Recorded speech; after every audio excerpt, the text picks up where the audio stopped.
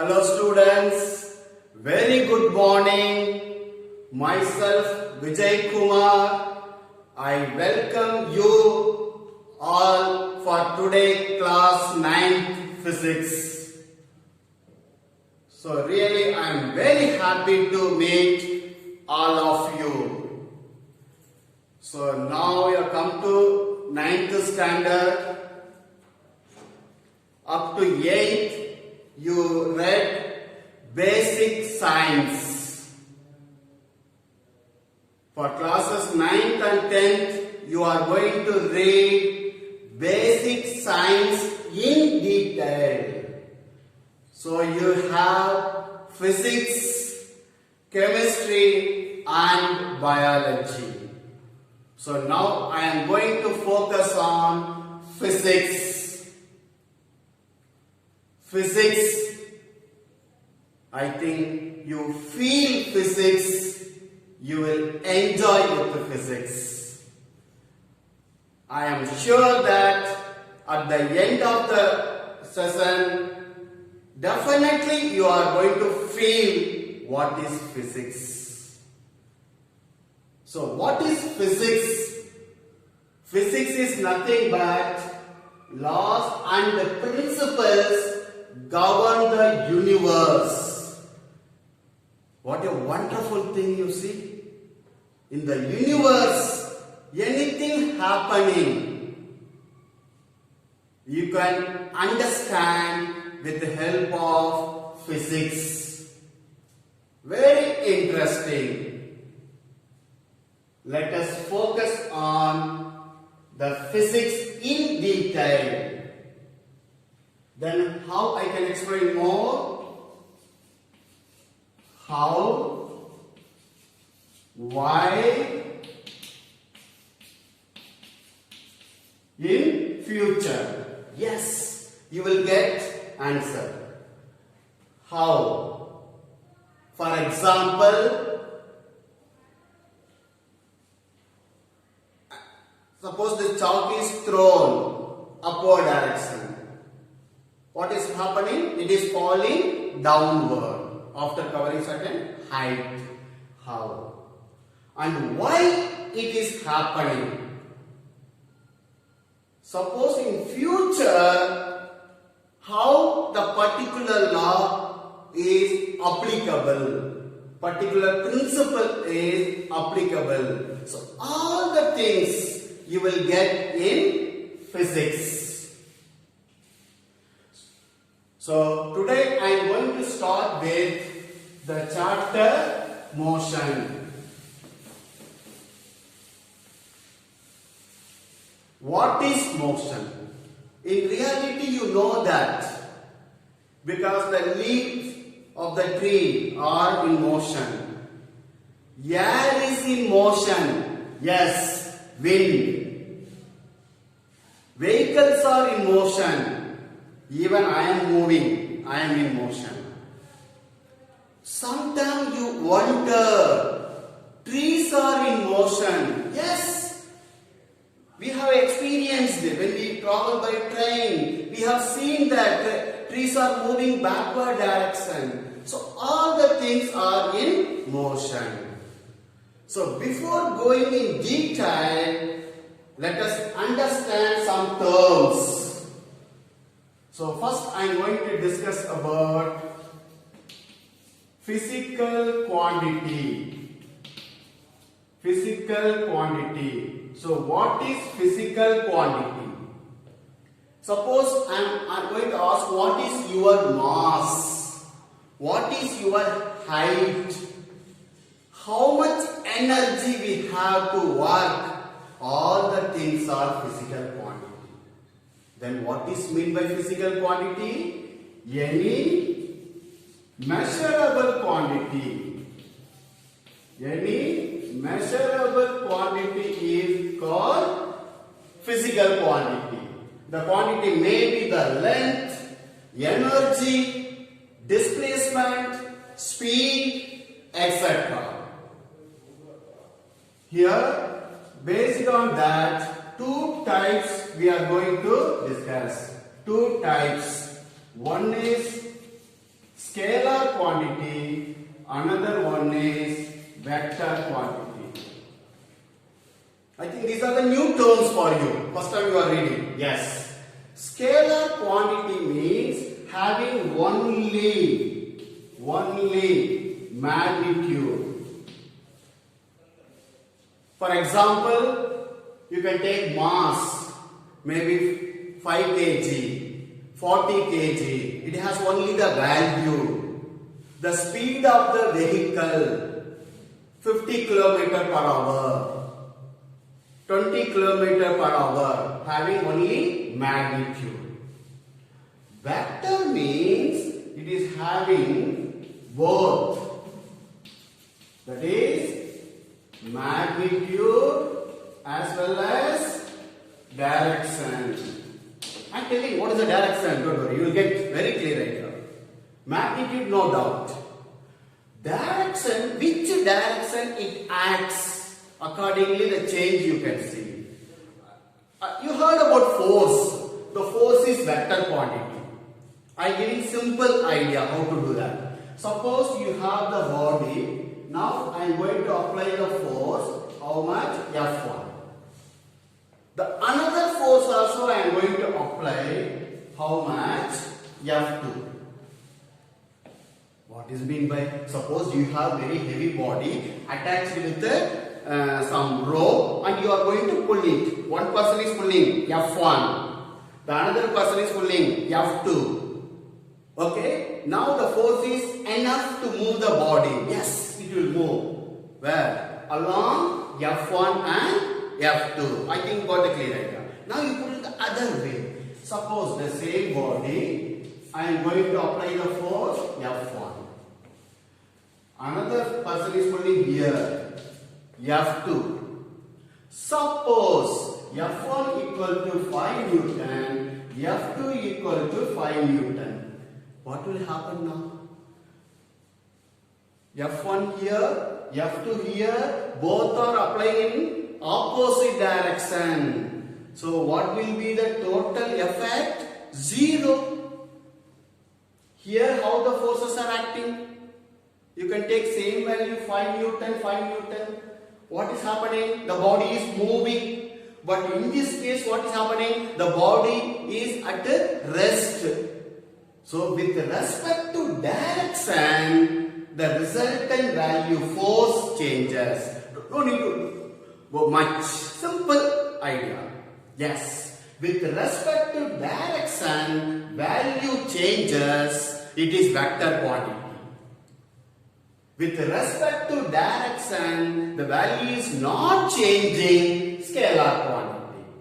I think this is more than sufficient for you. Okay. Then few more terms I have to discuss. That is object. Because in this chapter more things will do. Object. What is object? It can be anything. A person, a vehicle, planet, maybe earth, etc. These are called object. These are called object. The object may be a person, vehicle, or the earth, anything, etc. Is it clear now? These are what you call object. Another one also we have, anyway, that is nothing but point object. Just one line I am giving. Point object means size is negligible. Suppose the object moves more distance as compared to its size. That object is called a point object. Suppose train. The train covers few thousand kilometers. The length of the train is negligible. Okay. So that is the point object. Okay. Let us discuss about describing the motion. Before that, we have to understand very, very important two terms. Yes.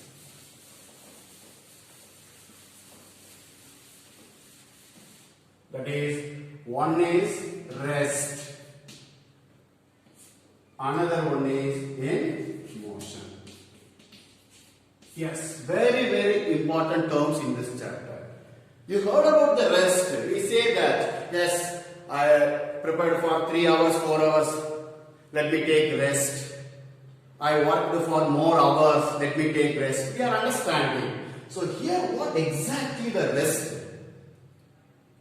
The rest means the object position does not change with respect to surrounding with the passage of time. How to understand? Suppose you keep your book on a table. Now I can say a book lying on the table is at rest with respect to the surrounding. Here the reference I am taking with respect to me. The book is at rest. The motion means the position of the object changes. Position of the object changes with respect to surrounding with the passage of time. Slowly, step by step, I give the concept. Then what is surrounding? How to take that? Suppose, simple example I am taking here. Suppose this point I am taking here O.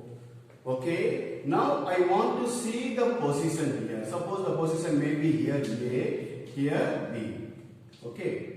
Here 0, 5, 10, 15. Suppose it may be in the middle. Now, how can I say the object is at rest?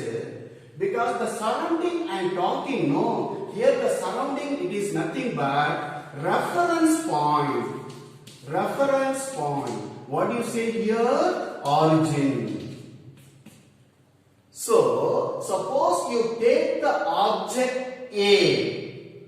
Now the object A is at a 10 meter position. Now the time is 0. After 15 minutes at A. After 30 minutes at A. Now I can say the object A is at rest with respect to the origin O with the passage of time. Okay? How I can say it is in motion? The object, suppose after some time it shifted to the B. The object is shifted to the position B. Now I will say the object is in motion with respect to origin. How to understand this? Suppose moving bus. Now I can say I am on the roadside. I am looking at the bus. Now the bus is in motion with respect to me. Who I am? I am the observer. I am the reference point. I am the origin. With respect to me, the bus changes its position. I think the rest and motion concept is clear. One more very important thing. Rest and motion are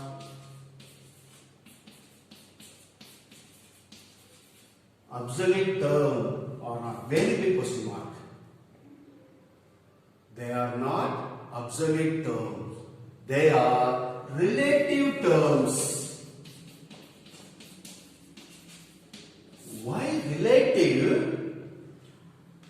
Suppose you go by train, one person is at rest with respect to fellow passenger in the moving train. But the same person is in motion with respect to the person outside the train.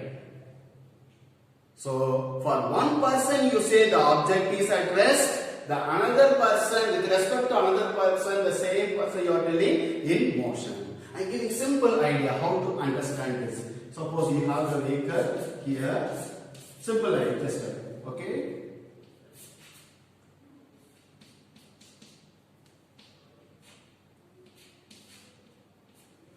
The vehicle is running. Okay. Here one person, suppose A, the another person B. Okay. Here, just it. Here that one fellow is standing here, observing. See. Look at it. It is in motion. It is in motion. The vehicle is in motion. Why it is relative terms? A is at rest with respect to B. Why? Because whenever B looks at A, he is always there only. So the position of A is not changed with respect to B. But the person C, where he is near the tree, he is observing. Now the B is that only, but A is in motion with respect to C. Try to understand now. A is at rest with respect to B, but A is in motion with respect to C. That's why rest and motion are relative terms. If I say somebody is at rest, with respect to me, he may be at rest. But with respect to other reference, other observer, he may be in motion. That's why rest and motion are relative terms. I think the concept is very clear.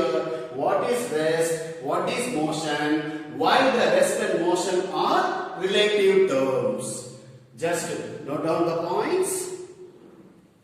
Very important thing is no obsolete reference point at the rest. Very important thing, because even the earth is in motion. If you observe from the other planet, so definitely it is in motion only.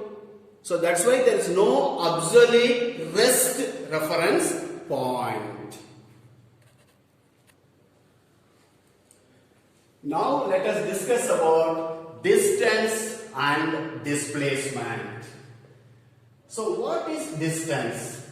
Just I am giving the simple idea. Suppose you have the point A, okay, you are moving to B and then coming to this point, suppose C. How you are moving? A to B, B to C. Now which one will be distance? So the distance equal to AB plus BC. Because what is the starting point? A. Ending point C. How you have gone? Through B. So the distance is nothing but the actual length. Actual length covered by the object. Whatever the path it is following, all the length will be taken. That is nothing but distance. So distance, how we are measuring? Meter.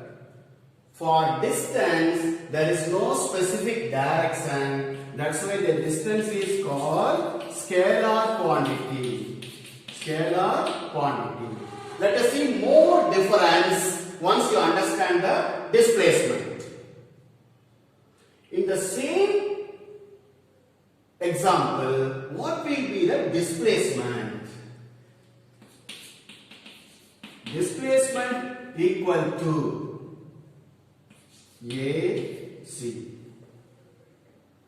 What is AC here? Shortest length. Shortest length between initial and final point. What is the initial position? A. Final C. So what will be the shortest route? Straight line AC. But it is having specific direction. So what will be the direction?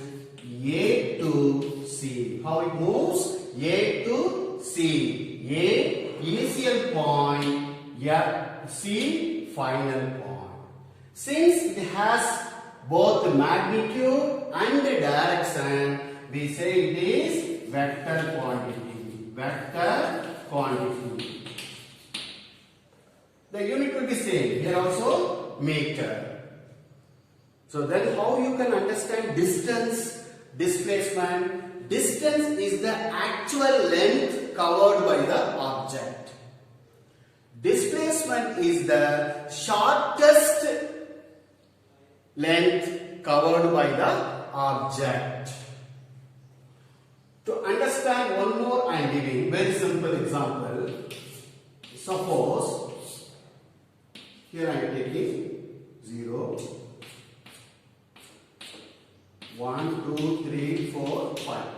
Okay. Now this can be taken as suppose origin. This point I am taking O. This is suppose A. Now the object moves from O to A. So what is the first point I am taking? O to A. Now what will be the distance? What I told the distance? Actual path, the total length covered by the object. It is going from O to A in a straight line. So what will be, suppose it is measured in meter, then the distance will be 5 meter. From where you measure origin? What is the starting point? O. Ending point A. So what is the actual distance between O and A? 5 meter. Then what will be the displacement? Displacement, yes, no change, 5 meter only.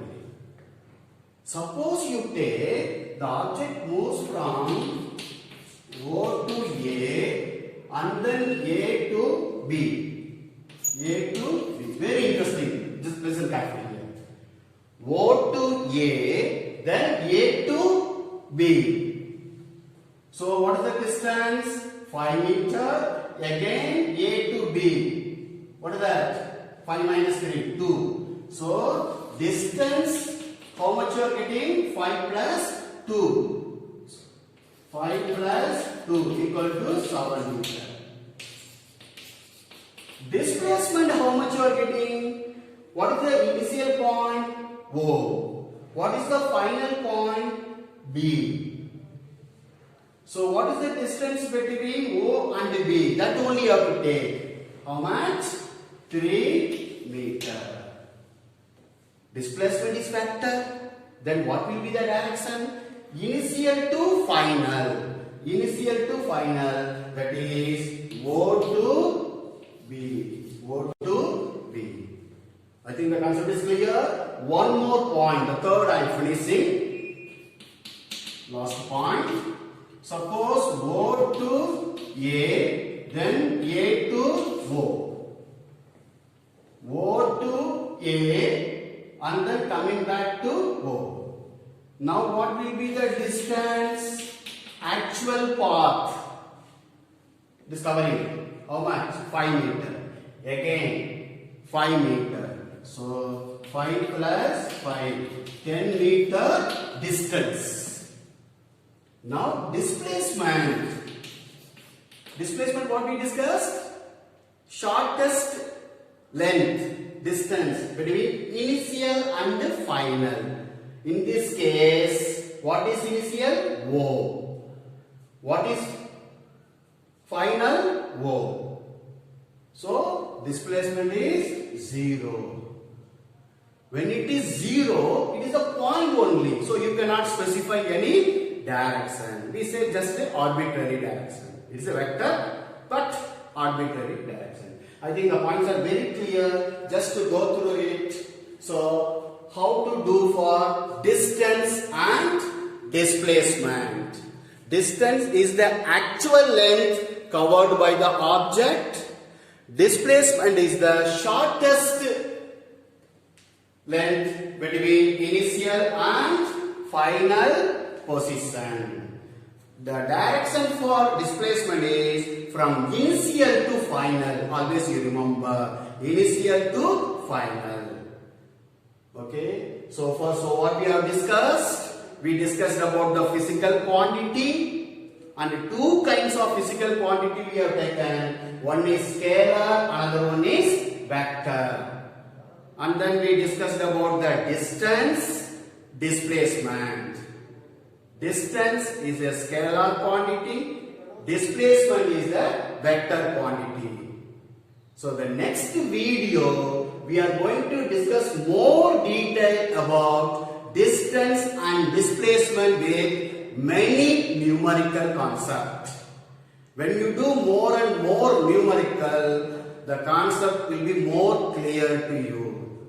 I hope all of you enjoyed. You do that work systematically, sincerely, and get the benefit. All the best.